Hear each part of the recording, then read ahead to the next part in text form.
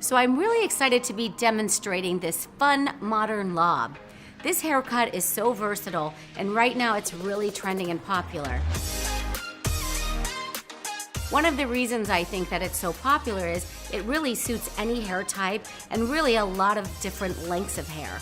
So whether your hair is thick and curly or more fine and thin, this is a haircut that could be adjusted and accommodate to work for you.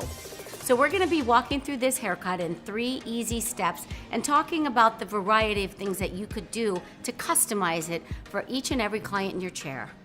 The established length in the front is gonna be somewhere at the clavicle. So again, it's gonna be very beautiful face framing and accentuate the neckline and shoulders.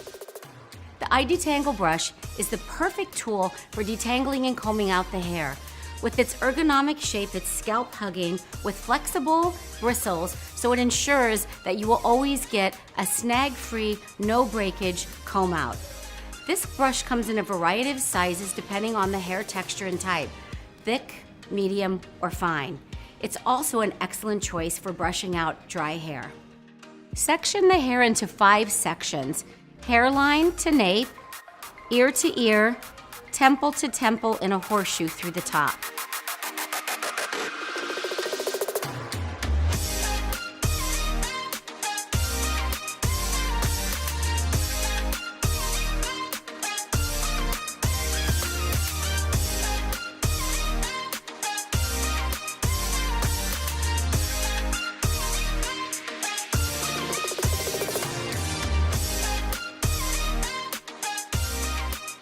After sectioning your 5 sections out, the first subsection will be a symmetrical triangle in the center nape. Diagonal down partings on either side. Ensure that you have an even amount and your diagonal down parting is the same on either side to create balance. As you work through the haircut, you will continue to take diagonal down partings and sections and cut, bringing the hair down. I'm cutting with the Silk Cut Pro. Some of the features of this shear are the integrated dial tension for a nice smooth all the way through the blade. There's also grooves for balance for your fingers and a permanent resting here. This shear also features a ball bearing mechanism to ensure a silky, smooth cut. This shear is available in many sizes, and today I'm using 6.5. Now that I've established my guideline, I'm going to continue to take diagonal down partings. Using 0 elevation, the hair will be brought down using the previous guide to cut. This will ensure that I don't build graduation. I'm using the double clip to secure the hair. What makes this clip unique is it's like 2 clips in one. It has a double hinge, so it's amazing for subsectioning the hair. As you continue to move up towards the crown, at this point you want to start having slight elevation. This will create some softness around the perimeter of the haircut. Slightly over direct and elevate the hair as you move up the crown. This is going to create a little bit of length in the corners so that it ensures balance as you work through the sides. When doing a more freehand cutting, I prefer to use the thick part of the comb, the wider teeth, and use the comb as my guide for the angle that I'm cutting. If I'm picking the hair up in my hands and I need the tension for that precision cut, I prefer to use the narrow teeth that are closer together so I can ensure that I get even lift and tension through the hair when I cut. Before I move into the side sections, I'm just checking for balance to ensure that I have a nice balanced haircut and length throughout the haircut. What you'll notice is by taking those diagonal down sections, we've created a bit of over direction and an angle pointing to the front. When this hair comes down in front of the ear, that will be our guideline for where we'll be cutting the sides. Remember, as you take your diagonal down partings on the side and you're over directing to the back, that you keep your fingers parallel to your part. This will ensure that you're going to go from short to long, creating that length that you desire in the front. Here's the guideline for where my front length can be. This is my guideline to the back. I'm just gonna create a nice seamless line from short to long to establish the length in the front. So I'm connecting from one point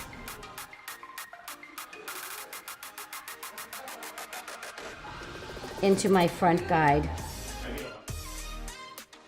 So you can see that beautiful shape that we're creating from the short into the long, and we're already establishing that really nice angle.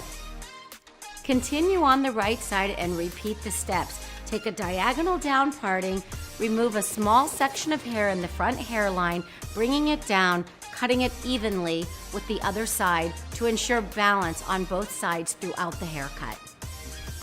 At this point in the haircut, you need to establish your partings.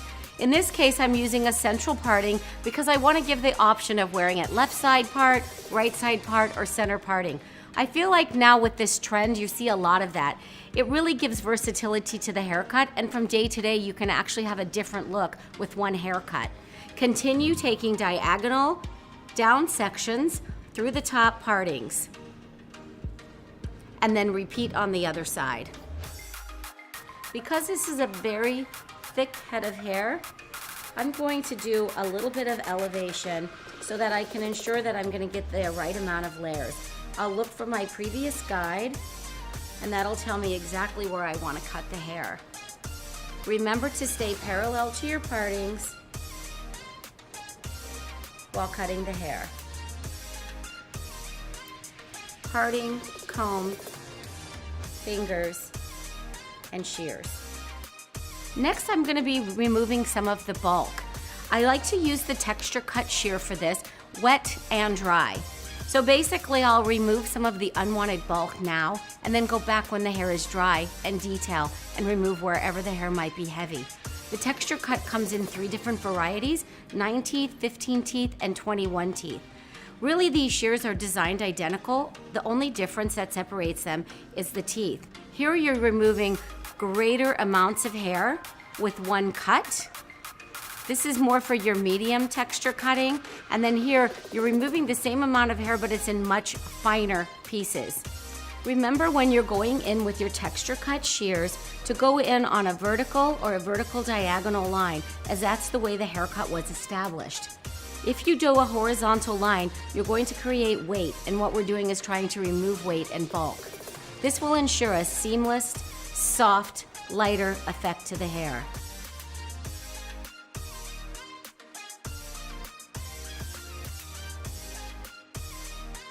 Take a nice zigzag parting here in the crown where you'll be removing bulk.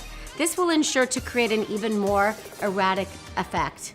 The more symmetrical and horizontal the partings or the blade, the more weight again that you're going to build. This will ensure that you're going to get a nice, seamless debulking of that hair. I'll be blow drying the hair with the Nanothermic Flex Pro. The ergonomic design of this brush hugs the scalp. Because this brush is designed and vented, it'll give me a quick, fast, smooth blow dry with lots of movement.